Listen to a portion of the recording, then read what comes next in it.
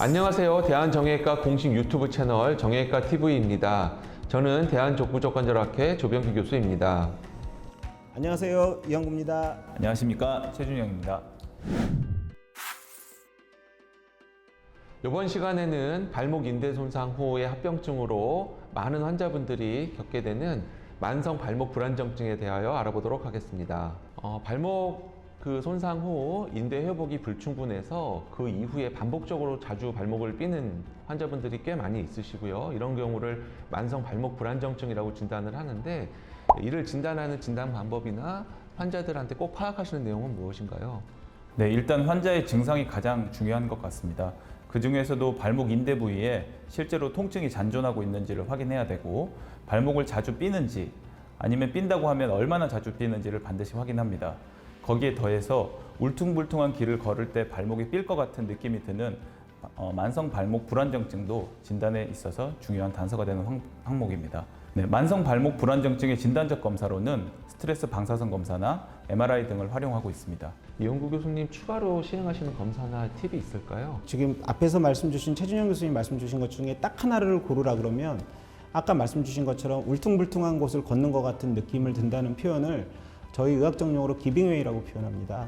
이런 기빙웨이를 사실은 제일 중요하게 봅니다.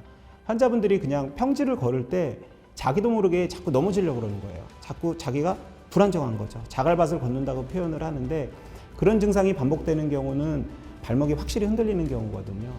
환자분이 아프다고 수술하는 게 아닙니다. 만성 발목의 진단의 가장 중요한 클루는 기빙웨이입니다. 그래서 그런 증상이 나타나면 그런 부분은 치료의 대상이 된다고 생각을 하고 있습니다. 그럼 이런 환자들에게 수술적 치료를 결정하시게 되는 그 진단 기준은 무엇일까요? 네, 앞서 말씀드린 것과 마찬가지로 이영구 교수님께서도 잘 말씀해 주셨는데요. 결국에는 환자의 증상이 가장 중요하다고 생각합니다. 왜냐하면 MRI 검사를 하더라도 인대 파열이 초기에 잘 낫지 않은 것처럼 보이긴 하는데, 실제로는 불편감 없이 잘 지내시는 환자분들도 많이 계십니다. 그러므로 앞서 말씀드렸던 세 가지 증상, 실제 발목 인대 부위에 잔존하고 있는 통증이나 한 달에 한 번 이상 발목을 자주 삐는 증상, 또 울퉁불퉁한 길을 걸을 때 발목이 삘 것 같은 불안감이 드는 주관적 불안정증이 저에게는 수술적인 치료를 결정하는 제일 중요한 기준이 됩니다. 그 외에 MRI 검사에서 발목 연골의 이상이 함께 발견되는 경우가 있는데, 이런 경우에는 연골에 대한 수술적인 치료를 권해드리면서 동시에 인대 봉합술도 함께 시행하는 것을 추천드리고 있습니다. 이영구 교수님, 혹시 수술 기준에 대해서? 전적으로 저는 최준영 교수님의 의견에 동의를 하는데요. 발목에 인대 불안정증이 있으신 분들한테 어떤 수술의 여부를 결정을 하는 가장 중요한 세 가지가 있습니다. 첫 번째로는 환자분의 히스토리입니다. 본인의 증상이죠. 증상이 있으시고, 두 번째로는 저희가 만져본다고 표현을 하는데 이학적 검사입니다. 이학적 검사에서 명확하게 이상이 나타나고, 세 번째로는 방사선 소견에서, 방사선이라 그러면 엑스레이도 있지만 MRI, 초음파 그런 것들의 방법 중에 하나인데, 거기서 이상이 세 가지 동시에 나타났을 때를 수술의 적응증으로 삼습니다. 그럼에도 불구하고 환자분이 생각보다 많이 불편하지 않다거나, 예를 들어서 제가 앞에서 말씀드린 것처럼 기빙웨이가 명확하지 않다 그러면 일단 보존적 치료를 해보시는 것이 원칙입니다. 그럼 수술적인 치료를 한다 그러면 주로 사용하시는 수술 방법은 어떤 방법이 있을까요?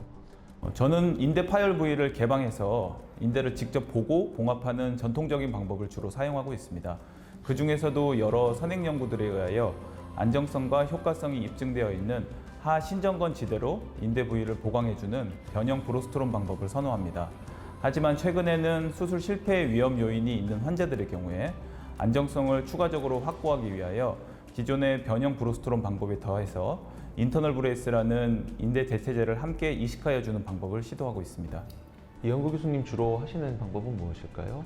최준영 교수님이 말씀하시는 방법이 일단은 일반인들이 아실 수 있는 것 중에는 골드 스탠다드입니다. 그래서 이런 치료가 가장 기본이라고 생각하시면 될 것 같고요. 저 같은 경우는 관절경으로 하는 변형 브로스트롬 술식을 선호하고 있습니다. 인터널 브레이스 같이 어떤 수술적인 부가적인 치료가 필요한 경우는 어떤 경우냐면 예후가 나쁜 환자들이 갖고 있는 경우입니다. 예를 들어서 전신적으로 인대가 느슨하다거나, 아니면 커다란 뼈가 비골 부분에 있다거나 하는 다양한 푸어 프로그노스틱 팩터, 나쁜 원인들을 제공을 하는 것들을 동반된 환자들 같은 경우에는 예후가 떨어지게 됩니다. 환자분들이 궁금해하시는 점 중에 또 수술하고 나서의 입원 기간이나 아니면 기부스나 목발 사용을 포함한 전반적인 재활 과정일 텐데요. 교수님 어떻게 이거를 교육하고 계신가요? 네, 저는 일반적으로는 통증 조절을 위해서 수술 후 입원 기간은 보통 3에서 5일 정도를 권장을 드리고 있습니다. 이후에 환자의 위험 요인 정도나 그 크기에 따라서 기간이 좀 달라지긴 하지만 대체적으로는 4에서 6주 정도 통기부스 고정을 유지합니다. 통기부스 기간에는 목발 사용이 필수적이라고 교육하고 있고 통기부스 기간이 끝나게 되면은 일상 보행을 허용하고 앞서 말씀드린 비골건 강화 운동을 교육합니다. 통상적으로 스포츠 활동은 수술 후 12주 정도 이상 경과한 이후에 시작하고 있습니다. 이영구 교수님 어떠신가요? 이 부분은 그 의사들마다 좀 의견이 좀 다르기 때문에 좀 약간 주관적인 내용이 있는데요. 입원 기간은 2박 3일입니다. 전날 입원해서 수술하시고 다 다음날 가시게 되고요. 기부스 기간은 저는 2주 합니다. 더 짧게 하고 싶긴 한데 제 테크닉 자체가 연부 조직을 당겨서 붙이는 테크닉이기 때문에 그게 어느 정도 안정화될 때까지는 기부스가 필요하다고 생각을 합니다. 그 이후에 캠워크라는 보조기를 착용하고 2달 정도 유지하게 되고요. 그 이후부터 저는 추가적으로 앞부분에서 제가 설명을 드렸지만 프로포리오 리셉션 엑서사이즈, 인지 감각을 잡아주는 운동에 대해서 굉장히 신경을 많이 쓰고 있습니다. 이 인대 봉합 수술은 비교적 결과도 좋고 안전한 수술로 알려져 있는데 그래도 혹시 그 발생할 수 있는 합병증에는 무엇이 있을까요? 네, 만성 발목 불안정증 수술 후에 가장 중요한 합병증은 동일한 손상의 재발이라고 생각합니다. 이에 대해서는 아직까지 정확한 정답은 없지만 여러 가지 연구와 방법들이 시도되고 있으니 점차 개선되는 방향으로 나아가지 않을까 생각합니다. 그 외에는 수술 후 동반될 수 있는 일반적인 합병증인 염증이나 출혈 등이 있을 수 있습니다. 또한 인대봉합 수술을 하는 부위로 주변으로 4번, 5번 발가락 및 발등의 외측 부위 감각을 담당하는 신경이 함께 지나갑니다. 수술 중에 이 신경이 손상되거나 자극될 수 있으며 이 경우에는 발등 외측 및 4번, 5번 발가락에 감각 이상이 발생할 수 있으나 대부분 시간이 지나면서 호전됩니다. 매우 드물게는 인대 손상을 위해 녹지 않는 실을 사용하는 경우가 많은데 내부에 잔존하는 실밥으로 인해서 자극 증상을 호소하시는 환자분을 만났던 적이 있습니다.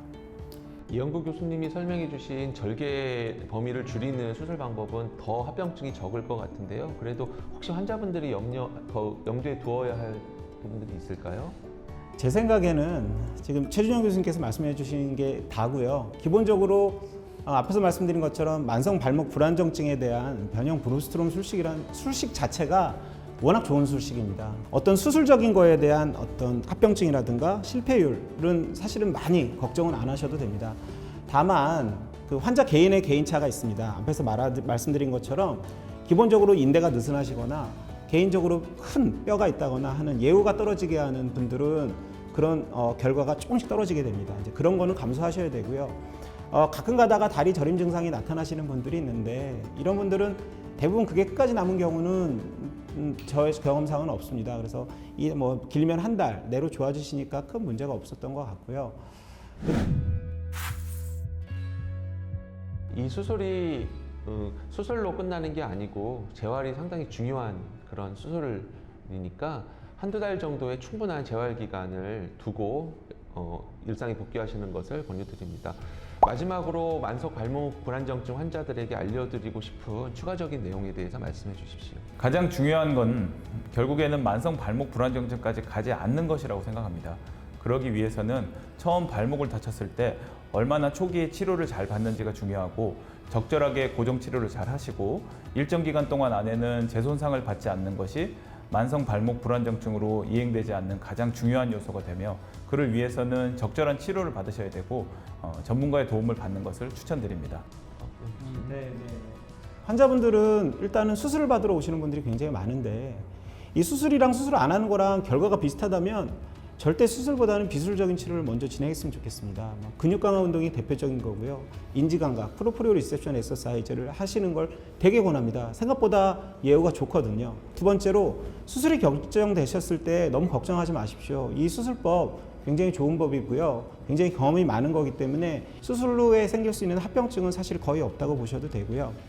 제가 꼭 한 가지 더 설명드리고 싶은 거는 그 각 지역마다 정말 이 수술 잘 하시는 분들 많거든요. 그런 분들을 찾아가셔서 수술이 필요하다면 수술을 받고 가까운 데서 재활 치료를 하시는 게 더 맞다고 생각을 하고 있습니다. 이상으로 만성 발목 불안정증을 치료하는 치료법들에 대해서 자세한 설명을 들어보았는데요. 도움이 되셨다면 구독, 좋아요 알림 설정 부탁드립니다. 감사합니다. 감사합니다.